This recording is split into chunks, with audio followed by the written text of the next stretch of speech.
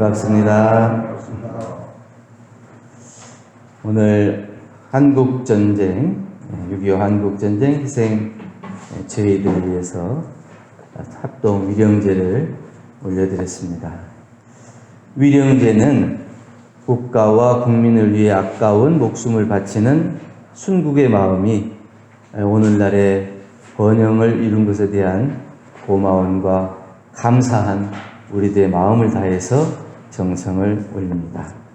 나와 직접적 인연이 없다 하더라도 간접적으로 우리가 도움을 받지 않은 사람이었기 때문에 한국전쟁의 슬픈 역사를 통해서 우리나라가 이제 이만큼 발전하고 잘 살게 된 것은 그분들의 희생이 있었기 때문에 우리가 합동 위령제를 올려드리고 추모와 존경의 정성을 함께 기려주는 겁니다. 정산종사님께서는 한국전쟁 중 희생된 교도 합동 위령제에 설법하여 주시기를 일념이 청정하면 수겁이 자멸하고 상생상화하면 만복이 흥룡하리라 하시고 한 풍랑이 일어나매 사해물이 요란하더니 한 풍랑이 그침에 천하가 안연하도다 이런 법문을 해주셨습니다. 6.25 전쟁은 세계사에 있어서도 같은 민족끼리 서로 죽이고 죽이는 이런 비극이었습니다. 이런 비극은 오랫동안 강약이 대립하고 차별이 혹심하여 억울하게 묻어둔 원한들이 많아서 그 억울하게 묻어둔 원한들이 한번 크게 터지는 현상으로 6.25가 발발하게 되었다. 이렇게 대종사님께서도 말씀해 주셨고 6.25 전쟁은 이 나라에 오랫동안 잘못된 관행을 통해서 눌렸던 원한들이 터져나온 사건이었습니다. 어떤 한 사람의 잘못이 아니고 이 나라에 사는 모든 사람들의 상처고 또 마음의 빚이기도 합니다. 그렇기에 진심으로 참회하고 다시는 이런 억울한 원한들이 쌓이지 않도록 서로의 업장을 풀어주고 또 그 업장이 쌓이지 않도록 하는 그러한 생활을 하는 것이 무엇보다 중요할 것이라 생각됩니다. 그래서 오늘은 업장을 소멸하는 공부에 대해서 말씀을 드리겠습니다. 첫째, 업장을 소멸하기 위해서는 차별의 마음을 놓아야 합니다. 하누라 나니치의 말씀에도 6.25는 과거 반상시대에 맺혔던 원한이 터진 것이다. 이렇게 말씀해 주셨는데 옛날에는 양반, 상인, 그리고 또 머슴 이런 신분제도가 있었죠. 지금은 그렇게 심하게 신분제도가 있는 것이 아니고 요새는 이제 경제 활동을 통해서 돈이 많은 사람이 신분이 높은 것처럼 생각하고 돈이 없으면 신분이 낮은 것처럼 이렇게 생각하고 그렇게 사람들을 대하기가 쉬운데 이제는 인권이 자주력을 회복하고 모든 사람들이 평등을 회복하는 시기가 돼서 신분을 차별하는 그런 일이 많이 없지만 예전에는 양반과 또 상인, 또 머슴 이런 신분 계급의 차이가 있었어요. 그래서 억울하게 눌려서 억울하게 당하기만 했던 이 말 못하는 사람들이 그래서 가슴에 계속 묻혀놨다가 그 어떤 계기를 통해서 한번 폭발하는 거예요. 우리가 그 마음속에 그 얘기를 수시로 잘하는 사람은 나중에 뒤끝이 없다고 그러는데 평소에 소심해서 얘기를 잘 못하는 사람은 계속 누르고 있다가 나중에 한번 화났을 때 그 사람을 주체할 수 없다. 이렇게 얘기하잖아요. 그런 것처럼 말로 다 하지 못하는 것을 마음속에 상처로 가지고 있다가 그 기회가 돼가지고 그 사람들이 폭발한 것이다. 이렇게 얘기합니다. 옛날에 양반이 2명이 있는데 한 양반은 잔치집에 가면은 자기 혼자 배불리 먹어요. 그 오랫동안 잔치를 진행하는데 밖에서 머슴은 기다리고 있어요. 먹지도 못하고 배가 고파가지고 그렇게 있는데 혼자 잔치가 끝나면 배 두드리고 나오고 제가 먹을 것도 안 챙겨주면서 그냥 허드렛 일 시키고 또 혼내기나 하고 이러니까 이 모습이 그 주인에 대한 마음이 좋은 마음이 있겠어요? 또 다른 한 양반은 잔치집에 가면 늘 자기가 먹는 것을 한쪽에 살짝 챙겨가지고 자기 머슴에게 그 먹을 거를 줘요. 그러니까 이 머슴이 기다리고 있다가 주인이 항상 챙겨주는 것을 기다리고 있으니까 우리 주인은 나를 챙겨준다는 믿음이 있으니까 그 주인을 기다리는 거예요. 그래서 주인이 나오면 항상 챙겨주면 그걸 먹고 이 주인이 뭘 시키든지 간에 그 진심을 다해서 그 일을 할 수 있고 그 주인을 미워하는 마음이 없게 되는 거죠. 근데 잘 챙겨주지도 않으면서 막 시키기만 하는 사람하고 잘 챙겨주고 다독거리는 사람하고 누구를 더 좋아하겠어요? 그것은 뭐 말할 것도 없겠죠. 사람들의 마음은 다 똑같은 거예요. 우리 정전사리 연구의 목적에도 보면 세상이 넓은 만큼 일의 종류도 수가 없고 인간이 많은 만큼 일의 종류도 한이 없다. 그러나 우리에게 우연히 돌아오는 고락이나 우리가 지어서 받는 고락은 각자의 육군을 운영하여 일을 짓는 결과다. 이렇게 얘기해 주셨습니다. 과거와 같이 지금은 뭐 양반, 뭐 상인, 머슴 이런 신분 계급은 없다 하더라도 지금은 새로운 신분 계급이 있는 것처럼 차별이 있어요. 그래서 내가 뭐 아파트를 뭐 100평 산다. 그러면은 그 100평보다 못 사는 사람은 너는 가난한 사람이다. 그렇게 생각해서 내가 함부로 해도 될 사람이다. 이렇게 생각하기가 쉽다 이게. 그래서 뉴스에서 보면 가끔 그 아파트 단지에서 관리해주는 관리 아저씨들에게 함부로 하고 쉽게 해가지고 그 사람들의 마음에 상처를 주는 경우도 많이 있어요. 그것은 뭐냐면 자기가 가진 것으로 인해 가지고 나보다 못 가진 사람이 나보다 아랫사람이다. 이렇게 생각하는 차별의 마음을 놓지 못하기 때문에 이런 차별의 마음을 놓지 못하면 그것은 언젠가 다시 또 폭발을 하게 된다는 거죠. 겉으로 보이는 화려한 장식과 번듯한 건물이 그 사람의 인격은 아니에요. 보통 보면 차를 막 외제차 좋은 차 타고 다니는 사람도 보면 운전하고 가다 보면 창문 밖으로 담배꽁초도 버리고 뭐 하고 쓰레기도 버리고 또 그게 운전도 그게 얌전하게 안 하고 함부로 하고 이러는 것을 볼 수 있어요. 그러면 그 사람은 차는 좋은 차를 가졌지만 그 차를 운전하는 사람이 그 차보다 못한 경우도 많이 있어요. 근데 그 차를 탐으로 인해서 자기가 그만큼의 인격이 올라간 것처럼 그렇게 행동하면 안 된다는 거죠. 옛날에 한 나라의 임금의 스승을 우리가 국사라고 그러죠.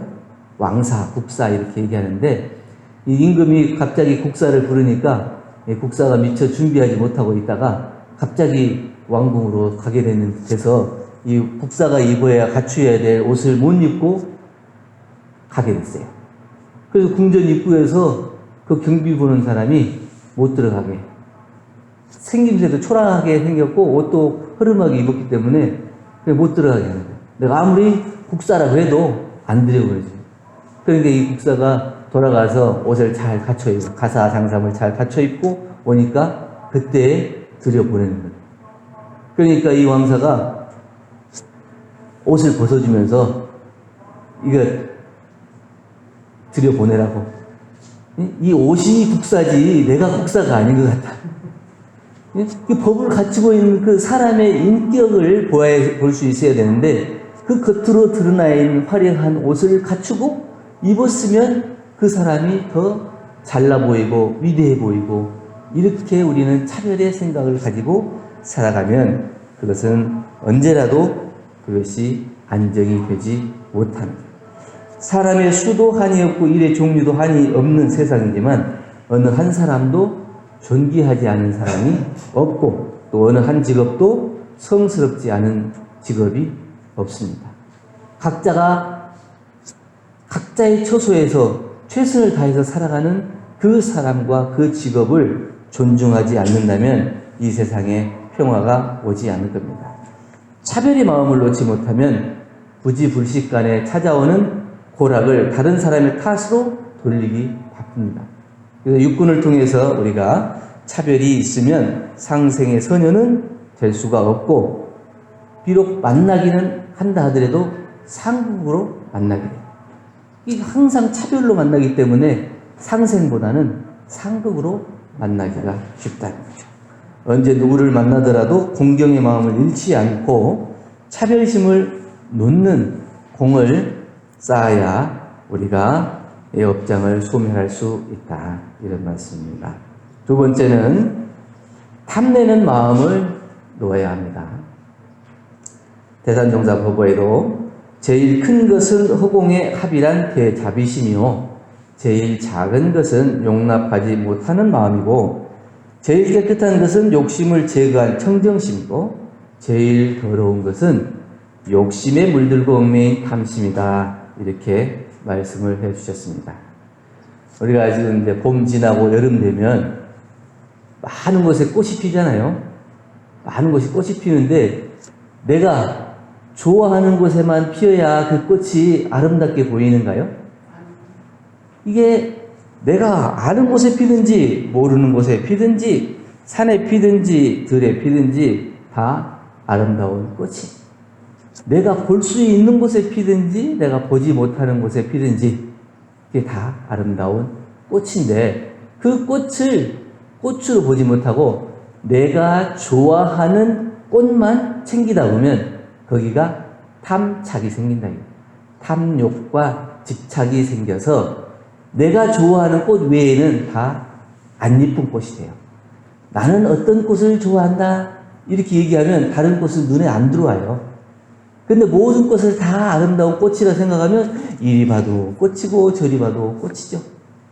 내가 이런 사람은 좋아한다고 하는 마음에 상이 있으면 내가 좋아하지 않는 사람도 그만큼 많이 늘어나게 됩니다. 내가 좋아하는 사람만 만나고 살아갈 수는 없죠. 내가 좋아하지 않는 사람도 만나고 살아가야 돼요. 근데 내가 좋아하고 안 좋아하는 것을 구분하고 내가 좋아하는 것에 탐착해서 그것이 전부인 줄 알고 살아가게 되면 그 외의 것은 다 안 좋은 것이다. 이렇게 생각을 하게 된다는 거죠. 그래서 허공과 같이 큰 마음을 가지고 대자비심을 기르고 작은 것에 탐착하는 용납하지 못하는 그런 마음에 집착해서는 안 된다. 무엇을 내가 더 가져야지 하는 이 마음이 탐심이 아니고 내가 분명히 뭘 더 가져야 되겠다 하는 것은 탐심인데 그것만 탐심이 아니고 좋고 싫은 것을 구분해 놓고 그것을 놓지 못하는 것도 탐심이다. 그래서 그 좋아하는 것에 탐착하기 때문에 거기에서 아집과 국집이 생겨서 다른 사람을 용납하지 못하는 작은 마음이 돼서 다른 사람을 충분히 수용하지 못하는 이 상생의 마음이 되지 않아서 결국 상극의 마음을 일으키게 된다는 거죠. 꽃이 여기저기 펴서 저도 이제 화단에 보면은 꽃이 피고 또 풀도 많이 나잖아요. 비 한 번 오면 금세 나고 또 비 한 번 오면 금세 나요. 그 풀을 뽑다 보면 우리가 생각했을 때 이제 풀이지 똑같은 생명 아니에요? 똑같은 생명이에요. 근데 우리가 이것은 꽃이고 우리가 보기 좋은 것이니까 이것은 살리고 이거는 풀이고 별로 귀찮고 보기 싫은 것이니까 제거하고 이렇게 생각하면 그 모든 생명이 생명으로 인정을 받지 못하는 그 마음속에는 우리가 이것은 이렇다 저것은 저렇다고 하는 탐착하는 탐욕의 마음을 갖지 않아요.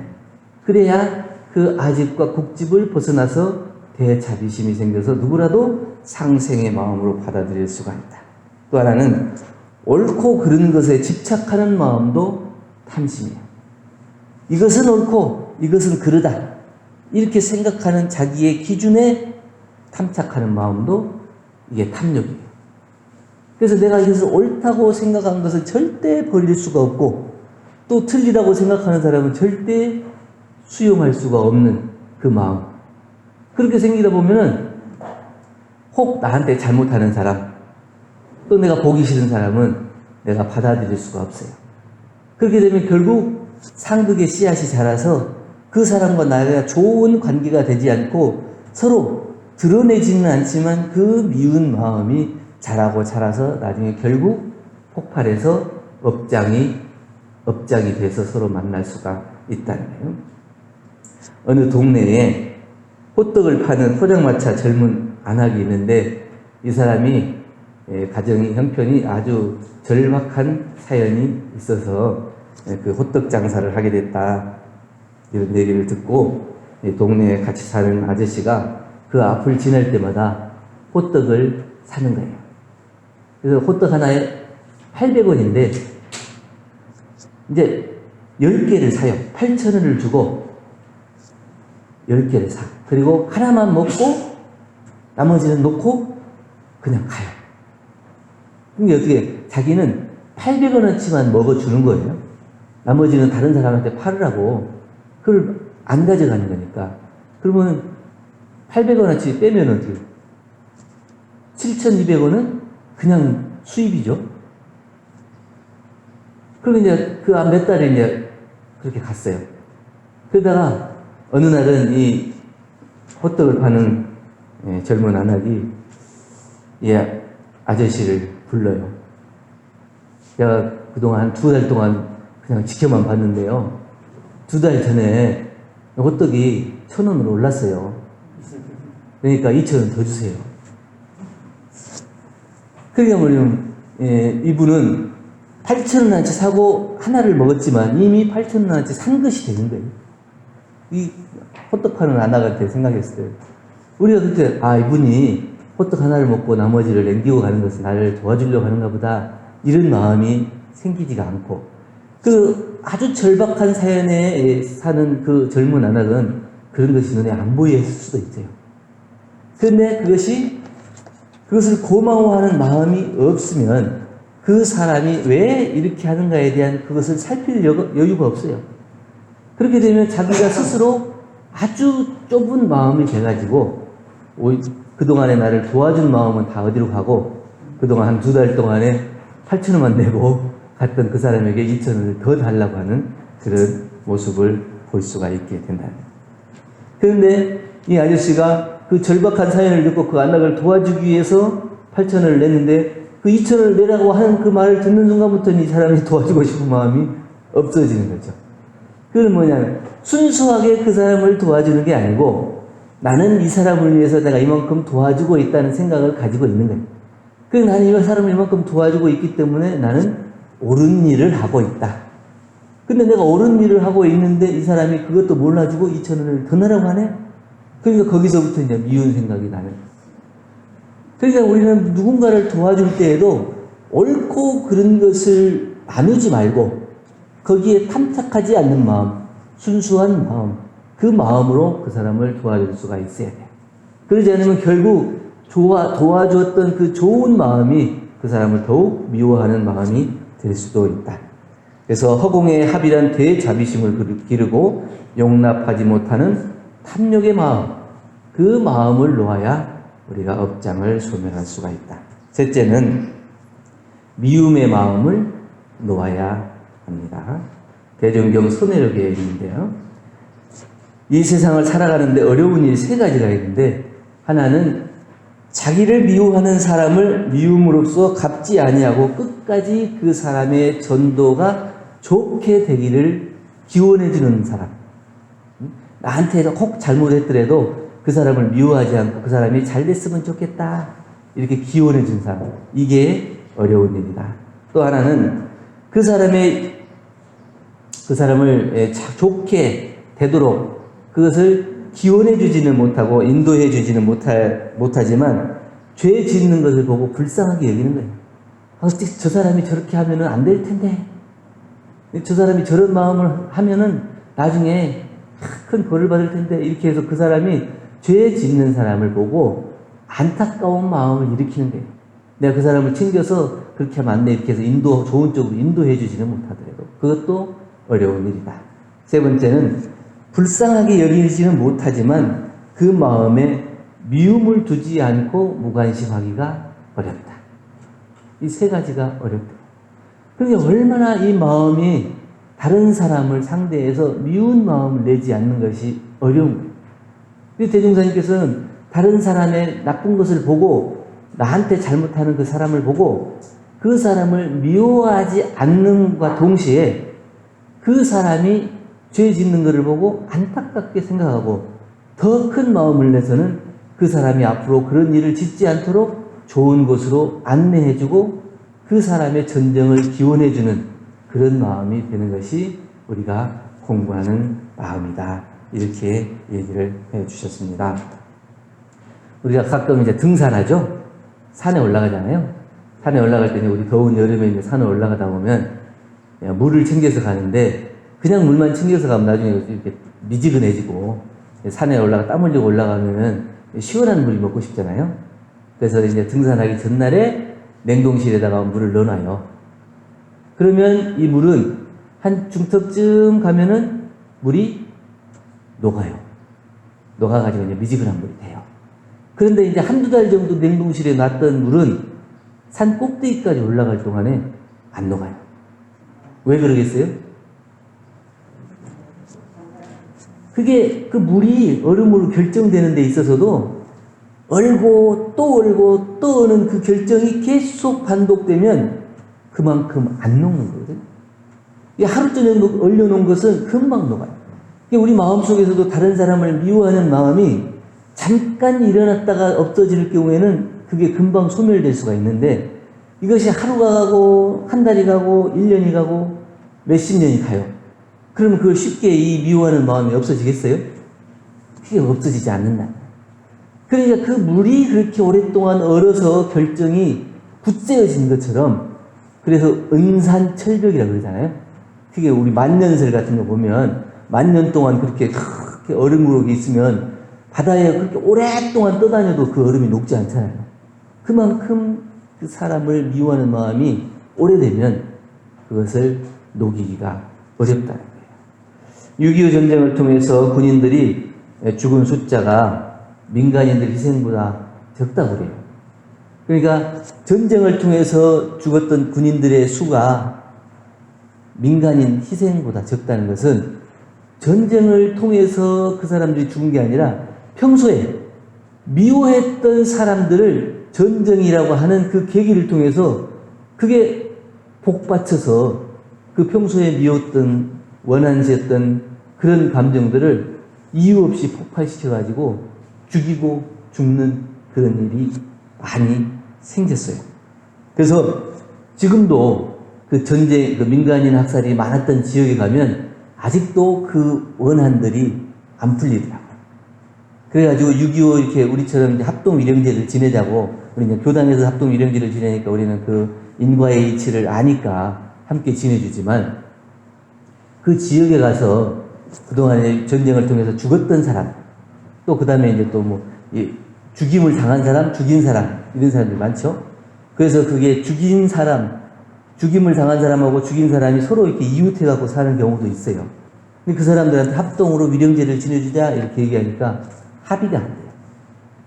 아직도 그 원한과 미운 마음이 저 사람이, 저 집안이 우리 집안을 몰살시켰다.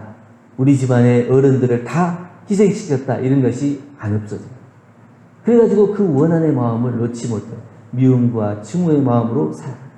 겉으로 드러나고 평소에는 인사하고 살지만 그 속 깊은 마음 속에는 저 집안에 대한 미움과 원한이 커요. 또 그 어떤 계기가 되면 그 사람은 그 집안을 또 해코지할 그럴 요인이 충분히 갖추어져 있겠죠. 우리가 그 태풍이 한번 지나가면 바다가 뒤집혀서 그 바다가 이렇게 정화가 좀 된다고요. 가만히만 있으면 그 바다 밑에 이제 그 퇴적물이 쌓여가지고 먹을거리, 바다 안에 사는 생명들이 먹을거리가 이렇게 많이 없어진대요. 그래서 태풍을 한번 일으키면 파도가 이렇게 막 치면서 한번 뒤집어지잖아요. 그러면서 이제 새롭게 되고 그 바다 밑에 있는 생명들이 먹을거리가 많이 생기고 좀 정화도 된다고 그러거든요. 근데 우리가 이제 갑작스레 전쟁을 통해서 부지불식간에 죽음을 맞이한 사람과 그 가족들의 마음은 이루 말할 수 없이 상처가 되고 아픈 세월을 지내고 지금까지도 그렇게 하고 있죠. 그러나 그 미움과 증오의 마음을 언제까지 가져갈 것이냐. 그래서 이 태풍이 한번 불어서 바다를 정화시키는 것처럼 또 우리 세상이 개벽되는 데에 그 시기를 따라 좋은 세상을 만들기 위해서 어쩔 수 없이 그 희생을 감내한 분들의 그 억울함을 우리가 알아주고 또 그 당사자들은 그 미움과 증오의 마음을 내려놓을 때 이 세상이 다시 한번 상생의 기운이 번져서 우리가 또 평화한 세상이 올 것이다. 그래서 그 미움과 증오의 마음을 한번 크게 용서하는 마음으로 다 내려놓으면 그 세상이 발전하고 또 그러나 우리는 그 많은 사람들의 희생을 잊지 않고 추모를 계속 해드려야겠죠. 어떤 교무님이 미운 생각을 없애기 위해서 3개월 동안 기도를 했대요. 어떤 사람이 아주 미운 사람이 있어갖고 그 미운 마음을 내가 녹여야겠다. 그래서 기도문을 써가지고 3개월 동안 기도를 했는데 그 마음이 없어지지 않고 여전함으로 정산정사님께서 여쭈었더니 법구를 써주시면서 많이 독송해라 이렇게 해주셔서 그 오랫동안 독송했더니 그 미운 생각이 가라앉더라 이렇게 밝혀주셨는데 그 법구 내용이 뭐냐면 소동파의 시를 한 구를 적어주셨는데 산골짜기 흐르는 물은 맑으나 들녘에 흐르는 물은 혼탁하도다. 서로 만나 부딪히면 시끄러우나 장강은 유유하여 맑고 혼탁함을 알 수 없도다. 그래서 지금 이 주위에서 일어난 작은 것들은 이게 좋다, 싫다, 또 이 미움으로 서로 만날 수 있지만 이걸 큰 이 개벽 세계를 놓고 큰 세상이 열린다. 그 개벽 세상을 놓고 보면 그 안에서는 우리가 작은 희생은 서로 용서하고 그 용서를 깊게 받아들이고 또 그 일을 저질렀던 사람들은 또 참여하는 마음 그리고 당한 사람들은 용서하는 마음 그것이 서로 만나졌을 때 이 대해장강이 만나면 혼탁하고 맑은 것이 서로 나눌 수 없는 것처럼 이 세계가 발전된 세계로 함께 나아갈 수 있다는 거예요. 그래서 나 혼자만 놓고 보면 미움과 증오를 놓을 수 없다면 이 세계가 크게 발전하는 세계 이렇게 놓고 내 작은 미움과 증오는 한번 크게 용서하고 놓아주자. 이렇게 됐을 때 업장을 소멸할 수 있지 않겠느냐. 정산용사님께서는 구군편 32장에서 산동교당에 가셨는데 새벽 하늘 우레 비한 소리 뒤에 모든 집 모든 문이 차례로 열리리라. 근세의 동난이 갑오혁명을 기점으로 일어났고 동난의 비롯이 이 나라로 해서 비롯이 되었기 때문에 평화의 발상도 이 나라에서 시작된다. 이렇게 해주셨습니다. 지금 요새 이제 세상을 놓고 보면 세계의 기운이 동남으로 이렇게 돈다 그러거든요. 그래서 과거에 발전했던 그런 나라들은 조금씩 가라앉고 이제 우리나라가 크게 이제 정신 기운도 열리고 도덕 세계도 열리고 그리고 물질 문명, 과학 세계도 발전해 가지고 세계적으로 크게 인정받는 것은 이러한 기운을 타고 우리나라가 점진적으로 발전해 가는 현상이에요. 그래서 아픈 역사는 누구나 한두 사람의 잘못이 아니고 책임도 아닙니다. 그것은 우리 모두가 6.25 전쟁에 대해서 참회의 마음을 가지고 미움이 있는 사람들의 마음을 헤아려주고 아픔이 있는 사람들을 감싸줄 수 있을 때 이 상극의 마음이 녹아서 평화의 세상이 되고 대종사님께서 염원하신 정신의 지도국, 도덕의 부목이 되는 우리나라가 이 평화의 발상이 되고 새로운 개벽시대를 열어가는 그 중심이 될 수 있으려면 6.25 위령제를 통해서 밝혀주신 것처럼 차별의 마음, 탐욕의 마음, 미움의 마음을 놓고 진정한 평화의 노래를 부를 수 있을 때 그게 가능하다. 그래서 우리는 함께 이 6.25 위령제를 통해서 안타까운 희생을 당한 분들에게 위로를 드리고 또 그 미움과 증오의 마음을 내려놓을 수 있도록 축원하고 우리는 또 그런 사람들을 만났을 때에 그 미움과 증오의 마음을 놓고 또 차별과 탐욕의 마음도 내려놓을 수 있도록 하는 그런 마음 공부를 실행해야 되겠다. 이런 생각으로 오늘 업장을 소멸하는 법에 대해서 함께 공부했습니다. 감사합니다.